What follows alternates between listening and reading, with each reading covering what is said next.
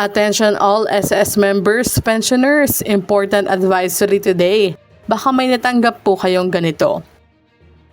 Magandang araw po sa ating manonood and welcome po muli dito sa ating channel na Chachas TV at iba pa.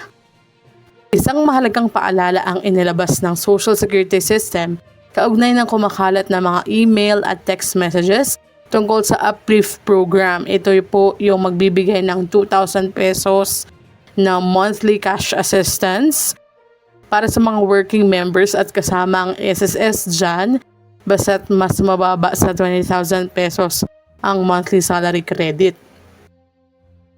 Ayon sa SSS, huwag basta-basta maniwala sa anumang email or text na nagsasabing ikaw ay qualified sa Uplift program, lalo na kung may kasamang link or humihingi ng personal na information.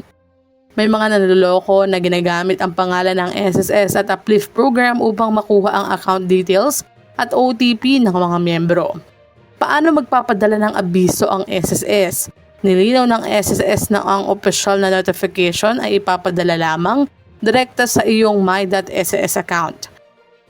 Hindi magpapadala ang SSS ng link sa email or text message, tawag upang kumpirmahin ang iyong account, kahilingan para sa OTP, password or iba pang sensitive information sa pamamagitan ng email, SMS or messaging apps.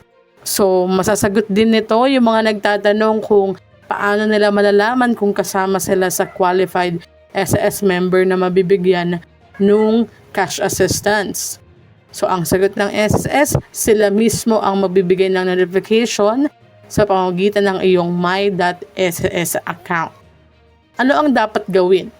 Kung makatanggap po kayo ng kahina-hinalang mensahe, huwag i-click ang anumang link, huwag ibigay ang OTP or password, i-verify lamang ang information sa inyong my.sss account or sa opisyal na mga social media page at website ng SSS.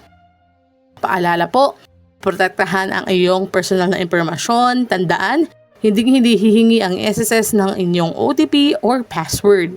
Kaya may natanggap ba kayong kahina-hinalang mensahe tungkol sa Uplift program, huwag itong patulan at agad itong i-report sa ahensya. Patuloy po tayong maging mapanuri upang makaiwas sa online scams at maprotektahan ang ating benefits sa SSS. Hanggang dito na lamang po muna. Kayo po ba ay mga natanggap na mga ganito? I-comment nyo na sa baba. Muli, i-like, share, and subscribe para kayo updated. God bless po and have a nice day.